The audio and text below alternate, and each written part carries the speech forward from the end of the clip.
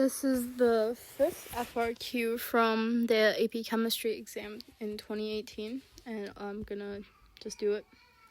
So, part A says, blah blah blah. Explain why the representation of the ionization in Figure 1 is more accurate. Okay, so I'm gonna start by first labeling them, I think, because that makes it easier to see what the different things are. So this is the acid, and then this is the hydronium. And then on the other side, we have no hydrofluoric acid and a lot of hydronium.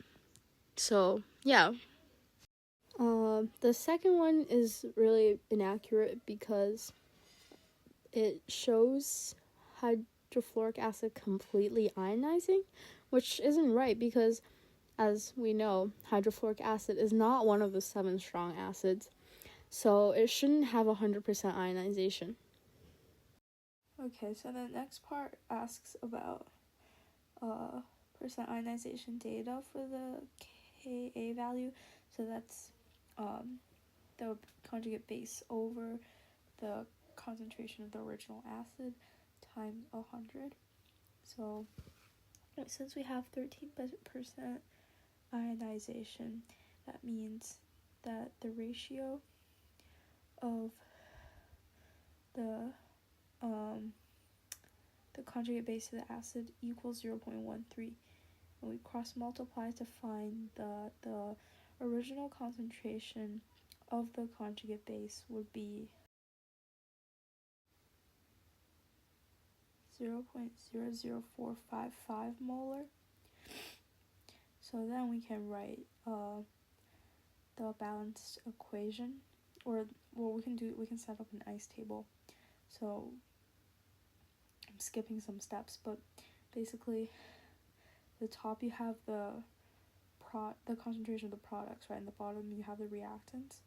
So it's 0.00455 for both, because the hydronium concentration of the hydronium and the fluoride ion should be the same, and then the bottom is just the initial minus the change, which would be the initial concentration of the HF 0.035 minus the change. So then we get 0.000679 as our answer, and yeah, this would be our K, and I put it in scientific notation because why not? And then what's the last part say? 50 ml distilled water is added. What percent ionization? Change will remain the same. Okay. Oh. I guess I'm just rounding. Oops. I had to voice this over, so sorry about that. The next part says, okay, so I already read the question, but basically, what happens is by adding the water, you're shifting the equilibrium.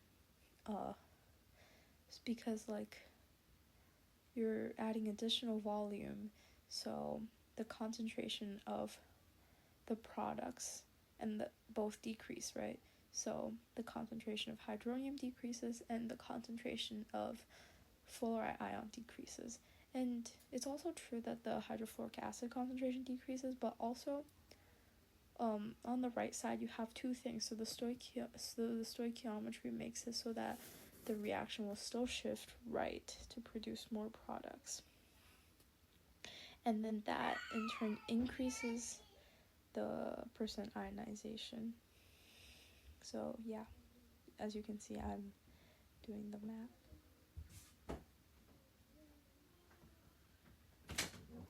Well, so that's basically all you need to know for this FRQ. Good luck studying and have fun on your exam.